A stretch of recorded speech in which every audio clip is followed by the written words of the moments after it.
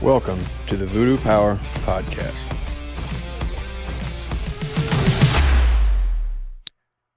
Welcome to Plates and Pancakes. We're sitting down today with Coach Keese. Coach Keese is the Director of Strength Conditioning at Guyer High School in Denton, Texas. He's been there since 2007. And while at Denton Guyer, Coach Keese has helped with teams that won back-to-back state championships in 2012 and 2013. They've been state finalists in 2010, 2019, and 2021, with state semifinal appearances in 2008, 2009, and 2022. Keese served as a strength coach for the Texas Women's University basketball team from 2013 to 2017, and during that time, TWU advanced to the conference semifinal 3 times and earned an at-large bid in the Division II NCAA tournament in the 2015-16 season. Coach Keese was named the NHSSCA Southwest Region II Strength Coach of the Year in 2019, and he received his bachelor's degree in exercise and sports studies from Tarleton State University. He's a certified strength conditioning coach through the National Strength Conditioning Association and is also a recognized sports performance coach level 1 with USA Weightlifting. So welcome to the show, Coach. Man, thank you. Thank you for having me. I'm glad we were able to do this. I know football season's really hectic, so we finally got a time to sit down and talk about some of the stuff you're doing. Well, I appreciate it. It's slowed down for football, but it's sped up for family when it came around the holidays, but it's good to stop and talk shop a little bit. Well, you know, it goes from one season to the next. It never stops. So that you would take a little bit of time and sit down, I really appreciate that. Well, thank you. I think everybody in the country understands Texas and football and how they go together.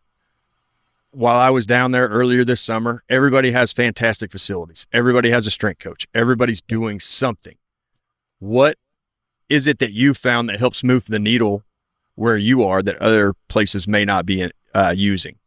Well, like you said, it's like an arms race when it comes to facilities. I mean, Texas is unmatched. I mean, we've got a 5,000 square foot weight room that's fully equipped, and we actually have 3 weight rooms on campus. We have one for basketball, Olympic sports on the court, and then we have one for field sports, baseball, soccer, track. They share one, and then we have one strictly just for football. And I mean, most everybody, especially in the DFW area, they have something like that. May not be exact, but I think that's kind of the thing that's kind of moved the needle for us. It's everybody's got facilities, but it's about the quality of work and the commitment your kids put into it that really matter. And I think that's something that separates us. I mean, we've got some amazing kids and some amazing coaches that do a heck of a job of upholding the standard we have here at Guyer. Now, do you do the strength coach for all sports, or are you just football? Just strictly football. We were very fortunate to have Rachel Hayes on staff. She joined us, I believe, back in 2015, and she came from the University of Oklahoma State. And she works primarily she was hired to work with female sports, but because, you know, we have a large campus, she primarily works with most sports, especially like court sports and softball, just because where they're positioned. And, you know, I work with primarily just football, and I do the programming for baseball. Now, what is the communication like at the school amongst all sports? Is it a very similar? You guys design your own programs and you just run it, and there is no communication? How does that look? So for like Rachel, she programs, and she's in charge of talking to all the other sports. She sets up a schedule of when teams will lift, be morning or afternoon based on in season, out of season. They do a really good job organizing. It helps that we also have 3 weight rooms, so it's like we're trying to figure out scheduling wise an issue with just one weight room, so that makes it a lot easier. As far as me, baseball would be the only issue, but we have a couple coaches who also coach football that I spend a lot of time, have heard my verbiage before and understand, how I teach things. And I try to keep it so simple. I can't always be there all the time, but when I can, I try to help out as much as possible. But I mean, communication is key. I share most of my training, like my programming, through PowerPoints. And a lot of times, if there's something that I may add that may be a little more difficult to understand, I may add a video to it so that the kids and the coaches can understand exactly what I'm looking for and what I want done. Now, you utilize your sport coaches quite a bit in the weight room. How are you able to balance that and get what you want while at the same time getting what they want? Well, I think a lot of problems like a lot of coaches have is they'll have coaches who stand around just in the weight room. If any strength coach, man, that's aggravating. So one thing I try to do is educate them. on what to do in the weight room. Like I always try to teach, what's the technique that I'm looking for, where it's like, I don't want you to know every single thing because, they're not going to care about it like I do. But like if you can coach 2 or 3 things, then, be really good at that. If anything, coach effort, kid needs to just weight. There's things that, simple as writing down numbers on sheets. We weigh in our kids twice a week just to help with weight management. There's a guy who's in charge of that, guy in charge of attendance. There's guys like if there's anything that's going to be done outside the racks, like if we go to cable lat pull downs or GHRs, there's coaches who are assigned to those who like, hey, I'm going to give you this assignment. I want this really coached up well. And they're in charge of that. Plyometrics. I just try to give people jobs so they know what to do. I think half the problem is when you give a sport coaches, they stand around because they don't know what to do and they're afraid to, screw it up, but they're really not. Like just so you assign them jobs and responsibilities and it makes it a lot easier. I didn't have some guys who I forgot, but like we track data sometimes, maybe with our shred mill or maybe with, we just introduced VBT in our weight room. So that's something I'm going to have to look into this offseason and try and help have coaches record and take care of that data for me, sprint data. But, the biggest thing is just be a good communicator and find responsibilities for coaches to do. You mentioned something in there, taking weight and doing those things. It sounds like it's very much a university level idea. Do you also have coaches that watch the lunchroom and tracking, to make sure kids are eating? That'd be this guy right here. That's one of my teaching assignments. I have a lunch duty. So every other day I'm in the weight room or in the lunchroom. I don't always walk around, but I'll get up every now and then. I'll check, see what the kids are eating. And for the most part, our kids are pretty good. Now you're always going to have kids who they're not as dedicated, as committed, but at least I want them to know that I'm paying attention and it's important, so, but yeah, that's probably, that falls on me more than anything. I got to visit North Dakota State here a few weeks ago and hang out with Ryan Napoli and Kramer, and they had lunchroom duty, post weight training. And yeah, it was amazing. They sat in there and they checked everybody in. If a guy wasn't there, they were texting him, calling him, hey, you need to get here and you need to get here now. And so with what you had described, I kind of wondered if that idea had trickled all the way down to the high schools in Texas. No, I don't know what everybody's financial situation is. So I try not to cause too much stink about, why are you eating pizza instead of this? But, just try to educate them as much as I can. Like, this is a better choice than this, but no, it's a good way for me to go in, check on what they're eating, and then, have a conversation, build relationships with them, care about more things than just lifting weights. Right. They are people. At the end of the day, they're a commodity and you need them to be healthy and trust you. Yes, sir. Now, post-lift discussions and strategy plans with your sport coaches, they're seeing what's going on in the weight room. They know kind of where you want them to be. They know where they want them to be. What does that look like? Talking about for both post-lift? Yeah. There's about, we're very fortunate to have 16 football coaches on staff. Now, I won't have everybody at my disposal. Some guys have second sports. They won't be around. But, I think I have about probably 6 guys dedicated to off-season full-time. Usually after lift, not always, but, everybody's got families and they're busy and stuff. But, I'm very fortunate. We have a young man who we just hired this past year who actually graduated from Guyer. He went out, graduated from Texas Tech, got a CSCS, so he's certified. And he's been a tremendous help to me, but him and, our head coach is CSCS certified. So that's a huge help. But of those 6 or 7 guys we have for off season, there's probably about 3 or 4 that really sit back after the lift. All right, what was good? What was bad? What can we improve on? We meet every Monday as a staff. And one of the things we talk about is personnel, is there, these coaches are responsible for these racks. Is there some sort of issue with them lifting? Are they missing a lot with attendance? That's the biggest marker you have is if the kid's not there, you can't improve.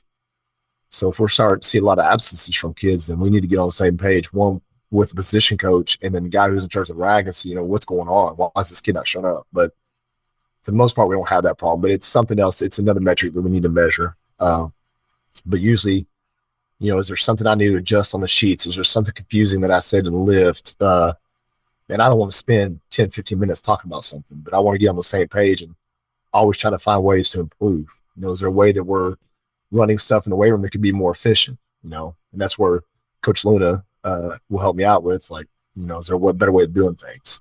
And you talked about VBT in there. When did you add that to your program?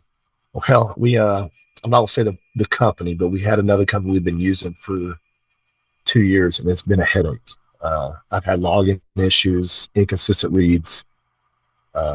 This year we went to the Truth, which we just included it this in season. So I'm just kind of messing with it now. That's been beneficial to have that and have a little bit more consistency and a lot better user friendly. What is your idea on how to use it? Are you looking at, getting away from a 1 rep max? Are you looking at how conditioned guys are? What are you thinking it might do to help you? Well, right now with us getting with this new system, the most important thing is make sure we're kind of working. I'm not so much percentage based, but it's kind of like a guideline for me. It helps me get a good bird's eye view of where a kid is that day and help me possibly auto-regulate for that day.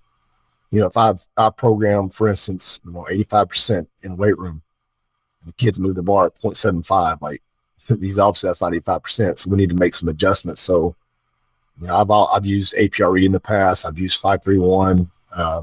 It's just another way for us to get dialed in and kind of see where that kid is today and make adjustments where we need to make adjustments. That would allow you to know where you're going to be on Friday night, right? Yeah. Well, so we have a good idea of what, how's the kid throughout, for instance, in season. If he's getting smoked with his warm-up sets, there's obviously an issue.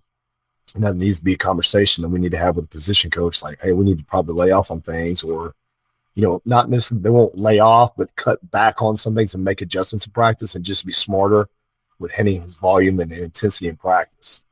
But at least gives us an idea of what's going on. Is a kid getting sleep? What's affecting this number? Because it should not crush you like it is. What KPIs were you using before you went into VBT, or the idea of using VBT?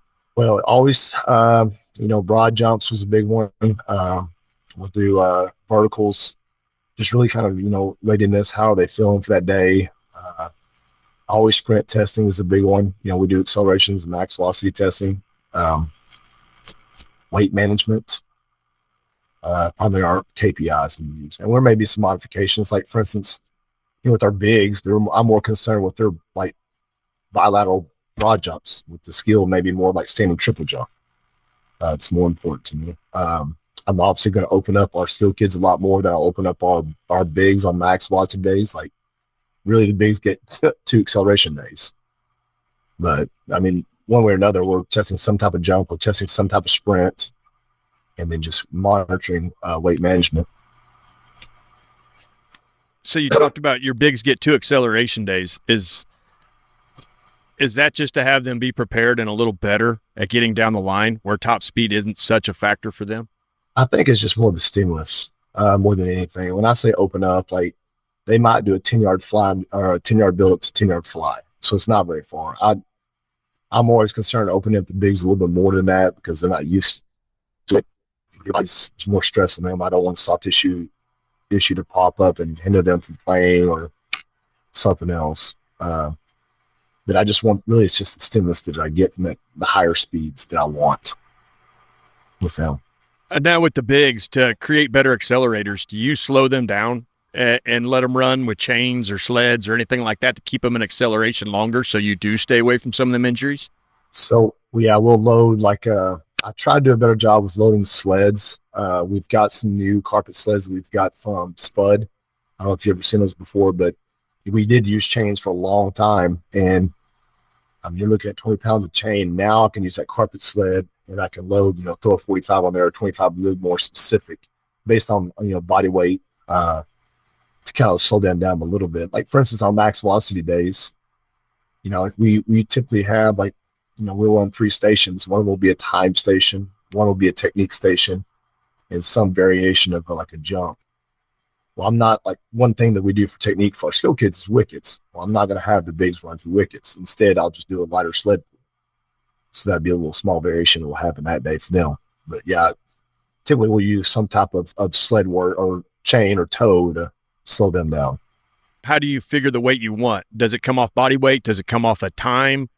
It should probably be off velocity decrement. That's something, I'm going to be honest, like, I don't do a good enough job yet. It's something I'm still digging into. I kind of just do like a general norm. for that body weight.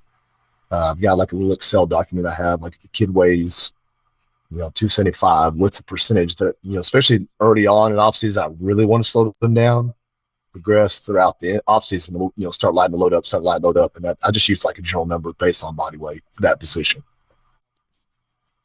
I've listened to some presentations you put on, and I was kind of trying to build a few questions off this, but your agility change of direction work, what are you kind of setting up for that? I know you want them to get comfortable in space. Yeah. So it kind of depends on in the season.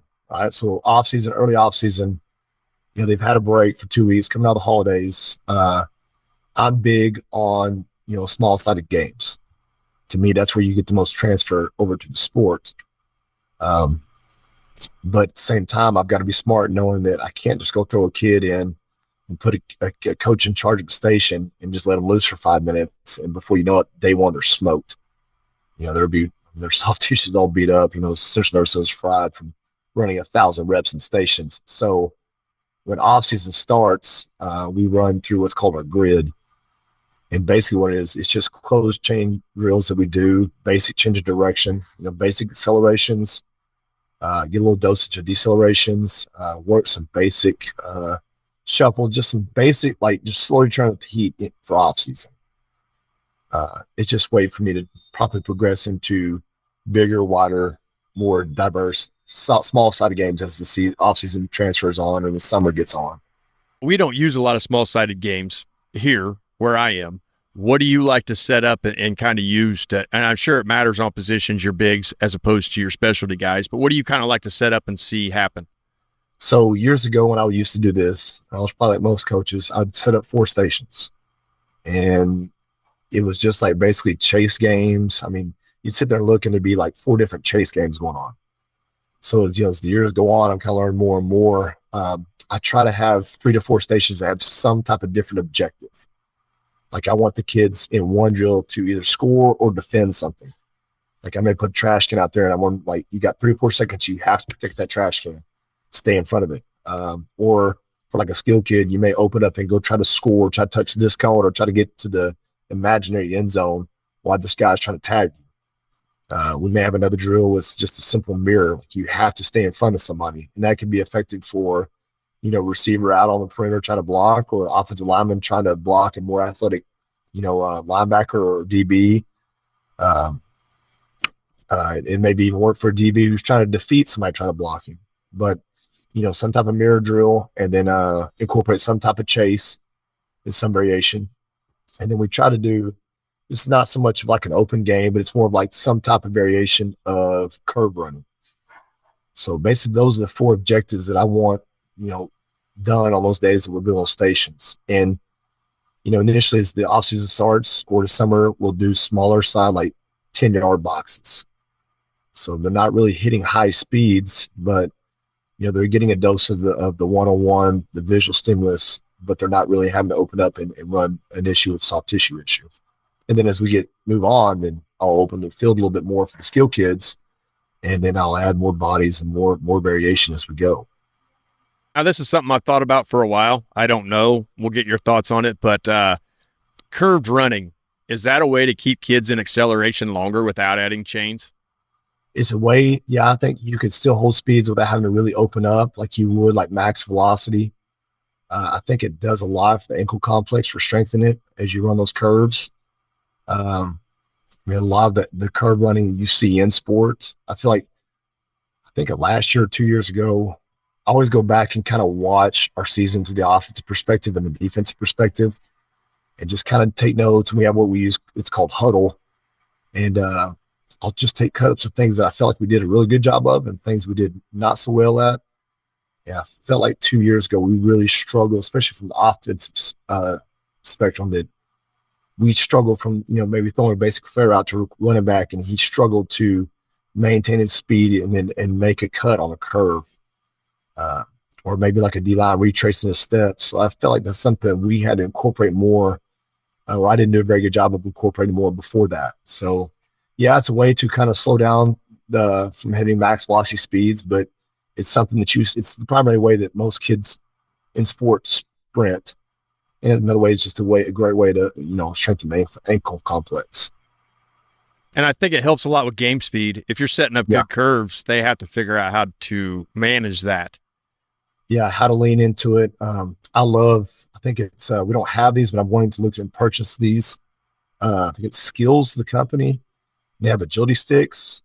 So usually when we do curve runs, so you're either using the numbers on the field or we'll use just basic flat cones. But I like using like trash cans, and I would like to use those agility sticks because it goes up real high and you get a feel of how to lean your body in and towards another body versus just a cone. But yeah, to me, it's a big part of what we do now. I started doing it weighted with chains and keeping them forward through the curve. Yeah. I saw a little bit of success with that, but I don't know if that's anything you've tinkered with or not. Man, not at all. Most of our weighted stuff has always been with chains. I've never thought about maybe having the load of shoulder pads, heavier legs throughout the game, maybe. But I've never thought about using it. What I noticed was it was a way to keep them forward in the curve and not get sucked in by some of the forces. Yeah, and then they're pushing through the whole way. I don't know what carryover that has, but I like the way it looked. I think the biggest thing, like with curves, is varying the distance between cones. Like you take like a snake run, right? And if you have the kids, we'll initially start out like just a basic, almost like a tempo. If you run like say 80 yards for skill kids, they're weaving in and out the top and the bottom of the numbers. Well, that's every 10 yards. It's pretty simple. But if you have them like, every 5 yards, having a separation of 1 yard, like off a straight line, and start to progress it out wider and wider, that's where they really struggle, is how to navigate the upper body and how to lean in those tight curves like that. To me, that has a lot of dividends. And we were using a big circle when we'd weight like a soccer line. Oh well, I stole Brad Fortney's idea of pecs. And I went and bought pecs at the hardware store, and I made up a bunch of circles, and they all hooked together. So I'd hook them and I'd lay them out, and then I'd try to create a pretty good size diameter. So they had to stay in that curve a long time. Yeah, and then you get a really good feel how to lean. Yeah, we're pretty fortunate. We got a good sized turf field that has multiple like curves and circles on the field. So besides the soccer field, so that's what we rely on those. I've incorporated, going back to some of our agility stuff, going back to the maneuver drill. Like we'll incorporate the goat drill from Cal Dietz. So it adds a little bit of complexity to it. So not only are you running around, a figure eight, but you're also having to track something. It may be like just a coach moving a ball back and forth. I'm all big about getting them to use their mind, their vision, and their body to manipulate in space. I don't want to just do a basic just cone drill. There's no transference. So I've seen a lot of benefit from that. But we'll usually use our D-line coaches have just some basic old PVC pipe that they use for their D-line drills. We just steal it for the off season. It works good because if they get into it, you can automatically see that, they can see the pipe move, Oh yeah, for sure. Now, I'd listened to you talk about this, and you brought up deaccelerations, but the foot awareness and desired angle of deacceleration, you got pretty deep into that. How far do you take that with your athletes? Well, early on, I used to really dig deep into it. I would spend probably way too much time, probably 20, 30 minutes just working on it, especially with young cats. The freshmen barely know where their feet and their nose and everything is at one time. So I felt like I spent too much time teaching perfect positions that don't always happen in sport. Like you have an optimal position, but sport's chaotic. Like you don't know always how you're going to end up. So we will spend, early on, we'll teach like one basic, your universal athletic position, using the weight room, transfers over to come to balance and decelerating. Then we'll teach like a basic, just buzz 3 yards. We'll teach a 5 yard where you got a little bit of speed where you come in 5 yards and come to balance, add a little bit more speed, 10 yards, 45-degree angles. We'll hammer those pretty consistently, especially early on the offseason. We just get a heavy dose of deceleration work. And then eventually what I always want to do is just always get back to some type of game. You could get really good technique-wise learning how to come to balance. But then you have to always remember you're going against somebody else, and you have to learn that my ability to decelerate is affected by when does he slow down, how far away he is, or how fast is he coming in. So a lot of times we'll do some type of one-on-one work too, especially on off-season grid. Now, do you do any of Cal Dietz' ankle work, the spring rocker stuff, to help your deaccelerators? So we do a ton of spring ankle work throughout the week. I mean, it's something we do year round. We'll do the whole series of, the position 1, position 2, position 3. It's all changing the torso position, the knee position in relation to the toe, position of the heel in relation to the ground. And then we'll start, once kids really start to master body weight, then we'll add, some type of dumbbell external load.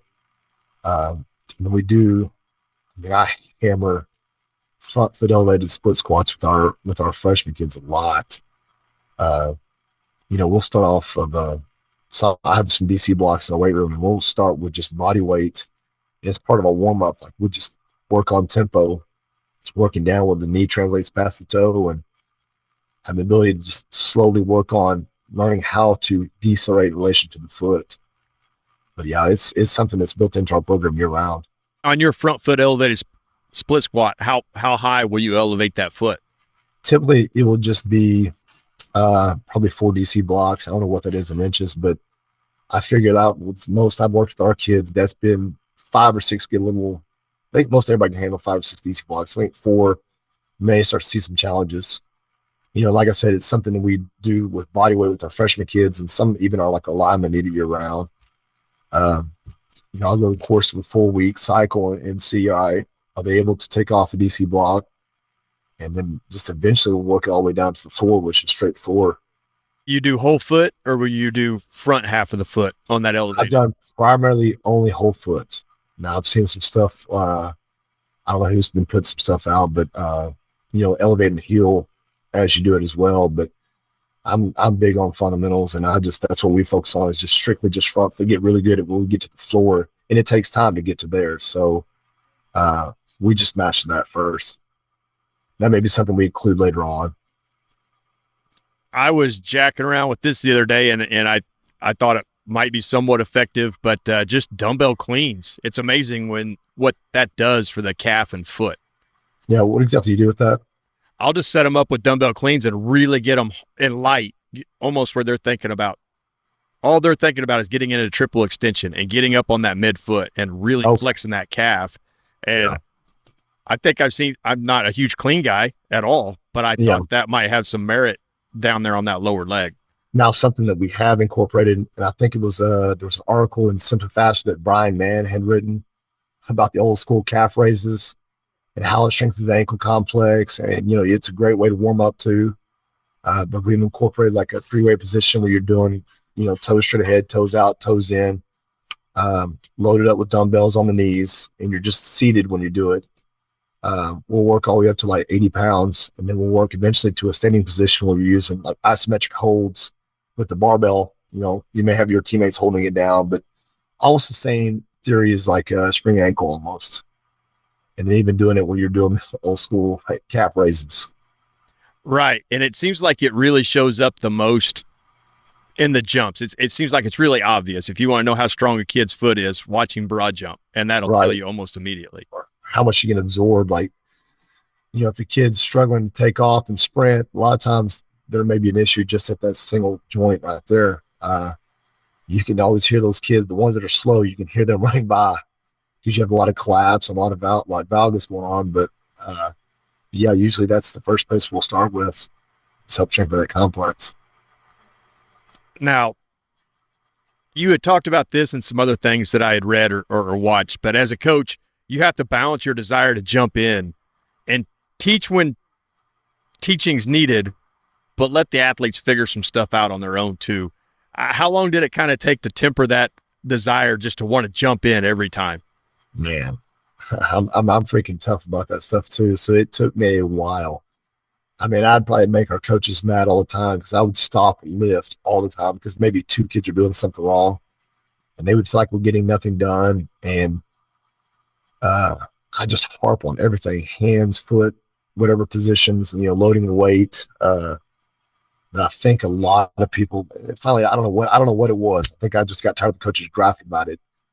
I was like, you know what? The best way to learn to ride a bike is just let them fall every now and then. So I think after a course of the time, it probably the last 3 or 4 years, I've gotten better of just like sometimes the kids are just going to make mistakes. And that's the best way to learn through things is screwing it up and get another rep in and try it again.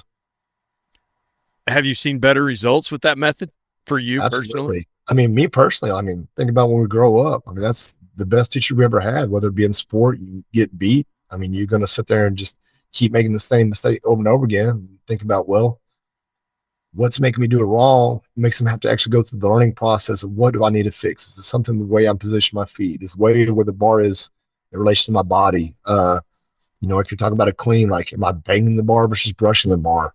Am I pulling too early? So it's been, to me, I look back when I was growing up and I said, why am I being so hard headed? Like, just allow them to make mistakes and learn from it. Do you think it takes some of the pressure off the athlete that they know they have that room in there to get off and they're just not going to be pointed out? Some kids, yeah, for sure. There's other kids that, man, like if a coach is sitting there staring you down, they are like sweating bullets. And the only thing they can think about is just don't screw up, don't screw up, don't screw up. You don't want your athletes like that. Like you want your athletes to be not loose, but have confidence is a better way to put it. It's okay to screw up and learn from it. I'm not going to terrorize you if you mess up a rep. Yeah, there's a point in time you have to live through the conscious learning to conscious competence, and then you talked a little bit about and some other stuff, unconscious competence. I mean, that's going to take some time to build. So I don't know how to ask the question I want to ask really, but when do you start seeing the unconscious competence take effect? So I guess really the best way for me to explain that is, through our grid, as much as we teach agility, we were just talking about the weight room and allow them to screw up. When we're teaching when I was first kind of early in my coaching career, I was really tough on agility and I spent a ton of time on the grid. It's basically like a movement, like a learning, like classroom. And it would take me, in 30 minutes, teach a kid how to come to balance.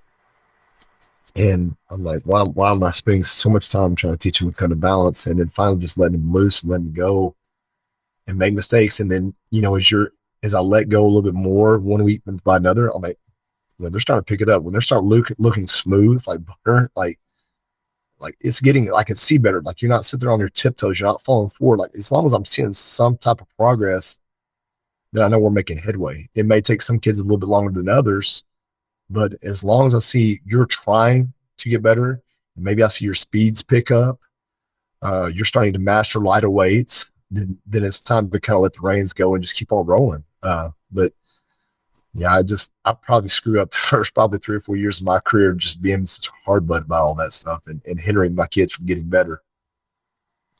Well, thank you for bailing me out of that question. You got the gist of what I was trying to spit out and just couldn't. So I appreciate that. Yes, sir. Putting athletes in a position, right or wrong, to make a decision and then letting them evaluate how the decision worked out.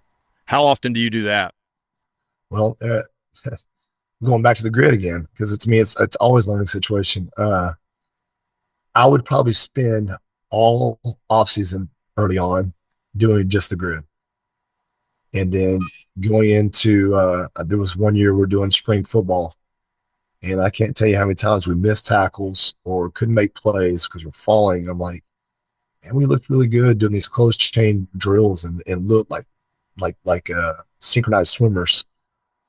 But then when I started to put the pieces together, I'm like, I'm not putting these kids in a situation where it's live one-on-one.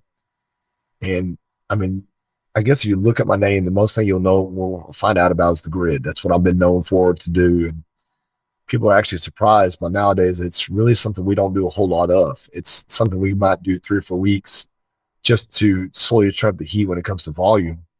And then we just get straight to one-on-ones and lives and short games. And to me, that's the best way these kids can learn. Now, I had looked up quite a bit on the grid, and I had found a lot of stuff you'd had on there. I wondered how that had evolved. I mean, it's a great idea, but it really sounded like as you had matured and seen things that you had changed it up to benefit what you were trying to do? I think the biggest thing, the biggest draw why coaches liked it so much, it was a way to organize athletes. There's a lot of times, especially in the high school realm, you may be out in the off season with 80 kids by yourself because, if you go to a small school, you don't have the luxury that we have of having multiple coaches in the off season. And I think that was the biggest draw why everybody liked the grid. I don't think it was necessarily just the teaching mechanics, but, coaches are also control freaks like I was early on. But, the older I get, the more I learn from actually teaching true agility is it's a good starting point, but it's not the thing we do. It's not who we are 24/7. It's just a piece of the puzzle. Yeah, the puzzle's always way bigger than what people think. Yeah, especially on social media. Like, I don't post as much as I used to, but I would post the grid all the time, and I would have people come by and visit, and they want to see the grid. I'm like, well, it's not something we do as much anymore. I may incorporate some movement, just another variation to try to get warmed up in our warm ups, but it's not. We've gotten further and further away from it as time goes on.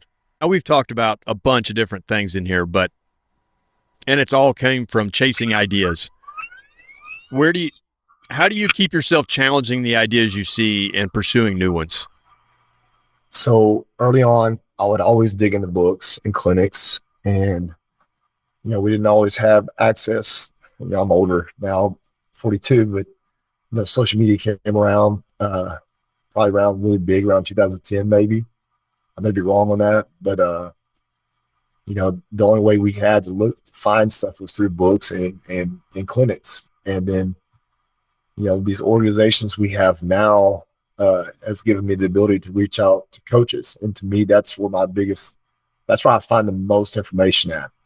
There's a lot of great coaches in our profession that do a lot of great things in different facilities, in different situations. There's a lot of great coaches here in DFW, and just in my general area right here where we're at. It's easy to go out and I want to go visit a coach and see, what's making them successful, what makes them good, what are they doing? It may not be everything they're doing, but it may be one thing that may just change my life. But just sit down and talk to coaches. And that, to me, like early on, or any young coach, you develop this ego and feel like you know everything. And then I think whenever I decided to quit being so like that and open up and want to learn from other people, and I don't know everything. And maybe there's a better way of doing things. And I think when I decided to quit being hard-headed and start looking to other coaches and have conversations and not be ashamed to reach out and say, I don't know this, maybe you can help me out with this. And I think that's where I really started to grow as a coach and, learn more about speed, power, and strength. So you've got a lot that you plan for. You plan down into the middle school,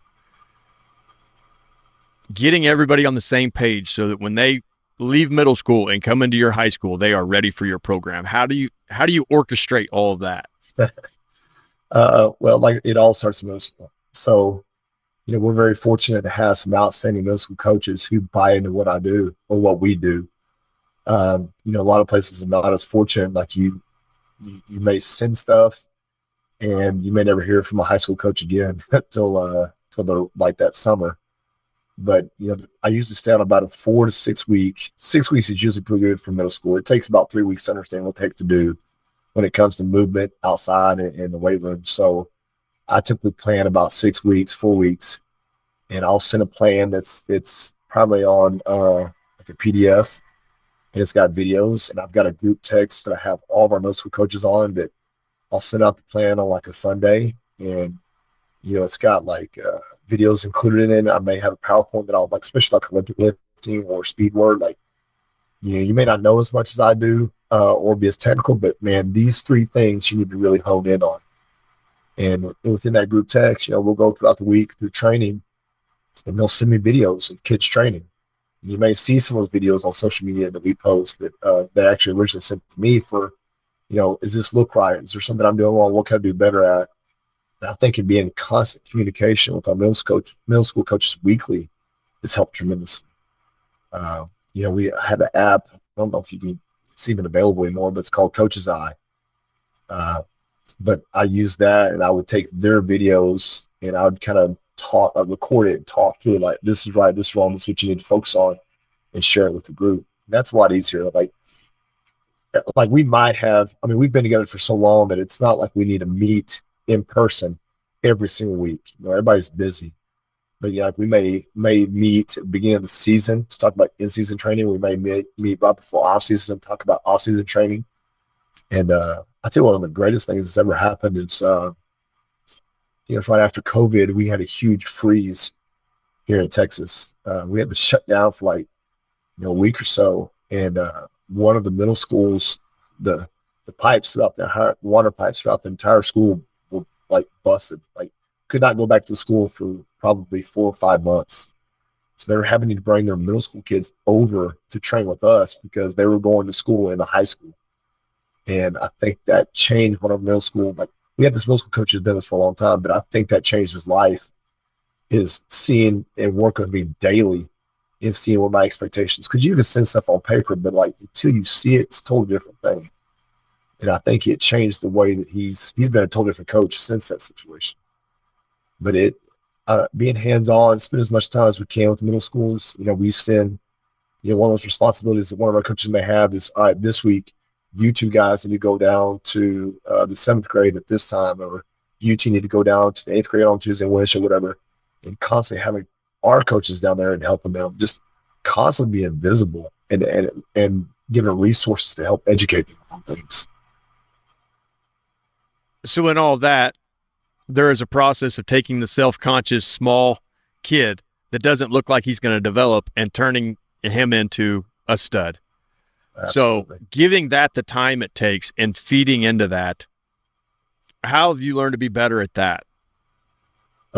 From taking them from basically unmolded clay to something great. Yes. Man, it has sped our process up.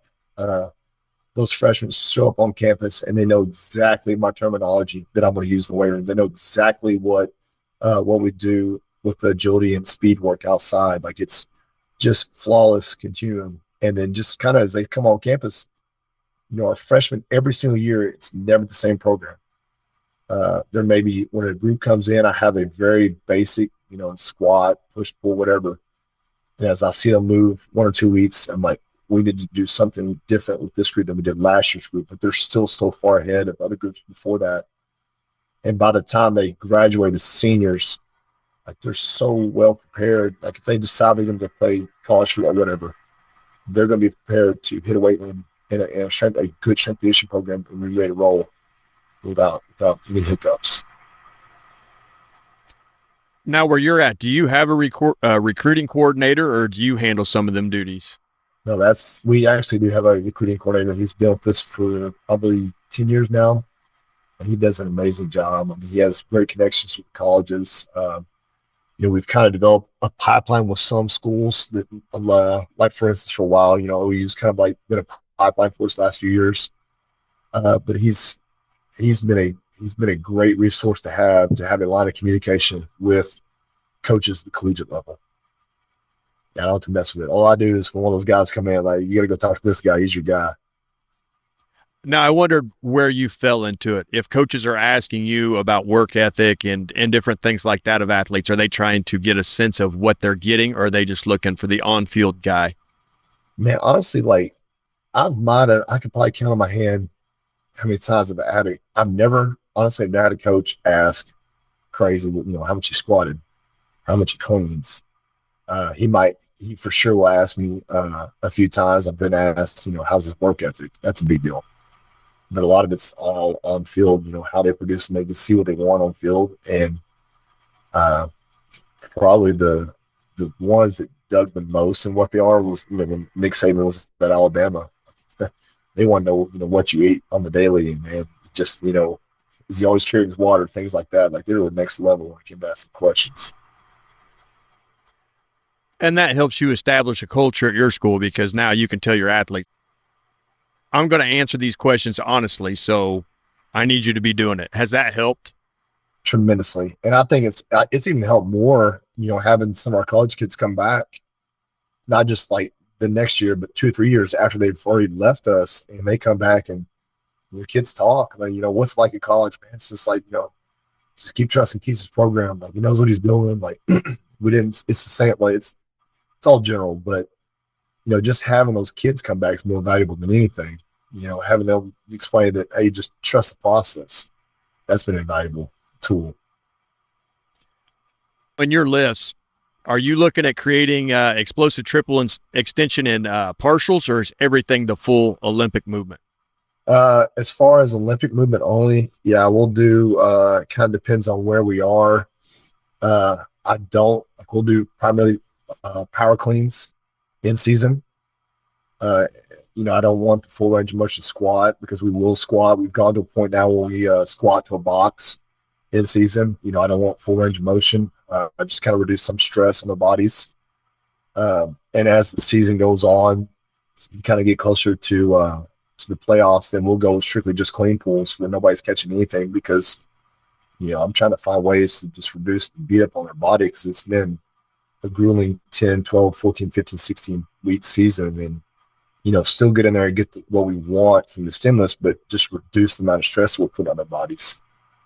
And then on the flip side of that, if they're going into off season, like we'll do partial catches and work to the floor eventually, where we're by the time the end of the off season, we are doing a full out clean. And then summer, as you're about to go in season, we go back into power clean. So it just kind of depends on the time of year, what we're trying to get accomplished or what we can reduce and what's the next phase to get them prepared for. As the season progresses, do you change your box height? Do you go higher and you're able to move more weight, but you're not taking on that extra range of motion? I don't trust, maybe I'm doing a very good job with this. I don't trust the DC blocks to use so I could vary it more. We typically squat to a bench. Now I may add like one of those Eric's pads on there to add maybe a little higher squat, but I started using a little bit more chains as we get closer to playoffs. So I start really reducing the load that's on the spine. I don't necessarily just change the height of the box, or the bench height is standard. And then you start taking bar weight off and adding accommodating resistance in its place. Yeah. That's one of the things that whenever we were building this weight room, I was like, man, that's one of the things I've got to have is chains. I want a consistent, 20-pound chain. And we have typically about 3 to 4 chains per rack, unless someone's wandered off, unless somebody come in and train. And I'm like, I'm missing one now. But, I didn't have that luxury a few years ago before we got this new facility. But yeah, that's typically what we'll do is we'll reduce the load, the straight weight that's on the bar, and start using more chain. And do you see that develop a pretty decent peaking model? Yes, sir. I mean, I don't know.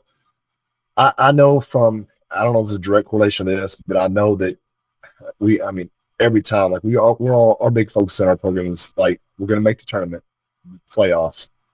It's always about making noise in playoffs. And I've seen verticals like they'll be kind of stagnant. They'll fluctuate. They're going to because of the stress throughout the season.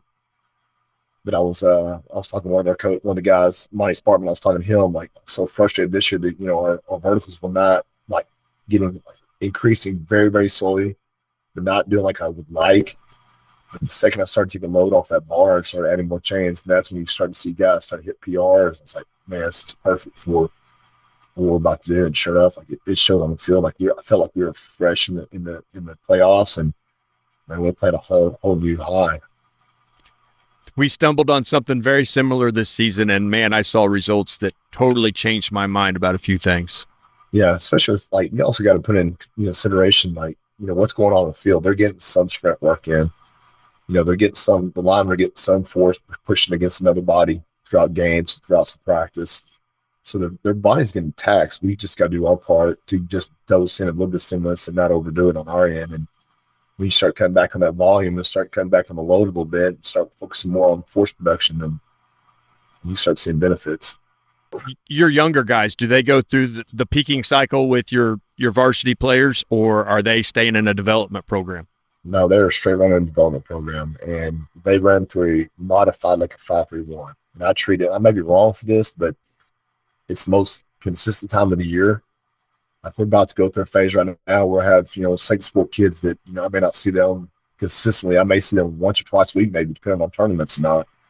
Or a kid gets sick, but I know during football season, I'm going to have them 3 days a week with my younger cats, but I'm going to push We've had a very good summer.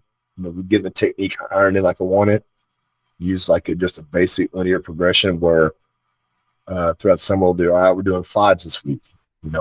Next week we'll take the number that we recorded last week and just go 5 pounds only. Just simple, because I mean, it's the first time that I'm really hitting a bar, and they feel like they're getting slow cooked, which is perfect. That's what I need. But then as the season progresses, I might, instead of having pushed to failure with reps with a like traditional 5-3-1 program, I modify this out. We'll cut it off at this reps. If you hit it, you're done for the day, and then just go real slow with it. But yeah, it's a lot different from, and I kind of may go more towards the question you're asking earlier about, how's it transfer from 7th grade, 8th grade to freshman to varsity. Is just the way that we may load them or program them. Now, how does your 5-3-1 look? Is it bench press, squat, and clean, or is it deadlifts in there, overhead press? What does it look like? Just squat and bench is all it is. With the cleans, I primarily use like a workup, maybe is what you call it. Like I'll program like 80%, and we may say, "Oh, we're going to hit triples today." And if that 80% felt really light, and the coach's technique looks good, and everybody's on the same page, then we may go up. Like we'll go with an extra bonus set. I'm not big on pushing for Olympic lifts. Like very rarely do I use triples. We use a lot of doubles and singles, but it's usually a workup method that I'll program a certain percentage. And if it's feeling good, we're going to hit additionals, kind of almost like I'll regulate. And if that set looked like it was about to kick your butt, you're done for the day. And we may actually reduce the load for next time. So, yeah, I'm not big on using 5-3-1 with the Olympic lifts, but like the traditional strength lifts, like squat and bench, we'll use 5-3-1. Are you looking at ways to tie the VBT back into your 5-3-1 so you're auto-regulating on speed? That's the process I think I'm going to go with. Have kind of a target. I may not necessarily like on a. I'm still kind of messing with this. I'm kind of talking to Monty about a little bit, but instead of doing like a going for reps, I'm going for target weight, like what you're talking about.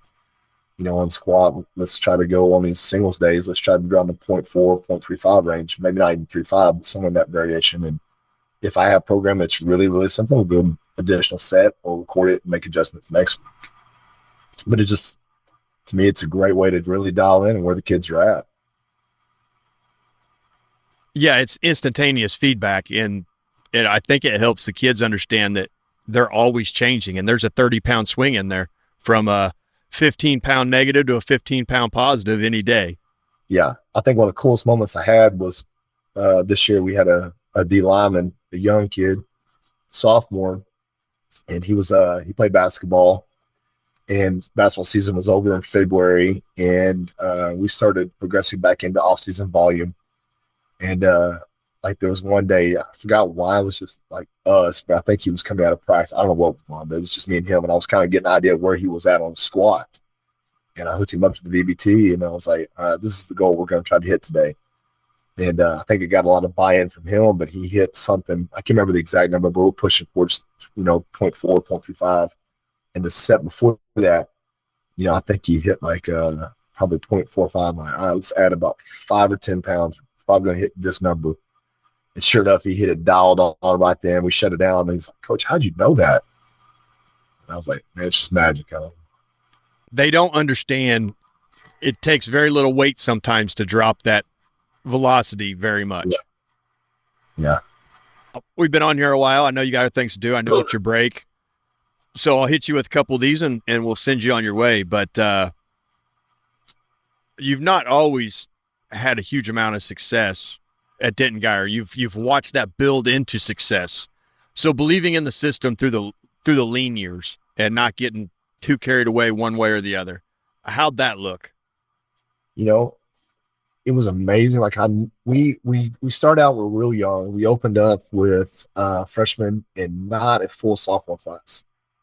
So we knew we were going to have some headaches early on. Like we're going to be playing, good teams with full classes, juniors, seniors, well-seasoned programs. So we knew we were going to have headaches. I think the biggest thing we had that made a difference is the way we trained. I originally, when I first got into coaching, I was not, and I worked with Brian Keggins, who's now at UNT. We kind of grew up together through Guyer and kind of developed, the strength and conditioning model there. But, we both went to school to be football coaches. We enjoyed training. We loved training athletes, but we didn't know how to train kids. We thought we did. We were dumb. So we would always use circuit work. And if you're not going up and beat up from a workout, it wasn't a good workout. And I think somewhere in around 2007, 2008, we started I think it was a visit to Tommy Moth at LSU. We went down there for a weekend, and he opened up the doors and sat and talked to us for a long time. And I think that first really feel of what really strength conditioning should be changed our lives forever. We're doing this completely wrong. We've got to get down and study the books. We've got to learn about how to train these kids properly. And it wasn't about throwing up. It wasn't about beating kids up and causing them to be exhausted to determine success. It's about high quality work, performance. And I think that change, also getting, those kids getting older, but the change in philosophy and training, we had a head coach who understood recovery. So it wasn't like we're, hit our heads against the wall. He understood that, he had a kid coming through, and if he was fresh, he was going to perform better. So having him on board, and I think it made a huge difference. It is just, you're sitting there in 2008 thinking, man, we're 1-19. And if we keep losing, we may lose our jobs. And out of nowhere, our kids just started performing, man. And we end up in the state semifinals. And it just, ever since then, it's been different. But just see that transition in just our training and the transition in our kids' confidence. Our kids expected to win. They expected to go in there, and if you stepped on the field with us, we're going to beat your face in. But it was an amazing thing to be a part of. And it's like 20 years down the road, still see that what we're able to do here at Guyer. Well, let's take this to the other side. You've had success. You're winning. You're doing great things. How do you keep everything heading in that direction and not fall back on your laurels? Be consistent. That's the biggest thing is, don't try to modify, society's changing. It's like people think there's all these experts now that know everything, and they try to get into our little bubble and say, well, you need to do it this way or you need to do it that way. And I think being consistent with our message day in and day out is the biggest difference. We're not going to jump on trends. We're going to do what we do. We're going to keep it simple. And I think if the kids see the way we take metrics and they see performance improving, it sells itself. But if I show up, or all those coaches show up every day and have the same attitude, the same message, the consistency is the big part. Kids won't buy into somebody if they're not consistent with a message day in and day out. And I think that makes the biggest difference. Well, Coach, I appreciate the time. I know you're chilling at home for a few days before you got to go back. I know you're opening the weight room up every day and still kind of working some. So I'll give you your afternoon to enjoy yourself, but I really appreciate taking time to sit down, tell us about what you're doing. Well, I appreciate it, man. Thanks for highlighting our kids in our program, and thanks for reaching out for letting me to do this. And love your podcast. You do a great thing, and keep doing what you're doing. Well, thank you. I appreciate that very much. All right. Have a good one. You too.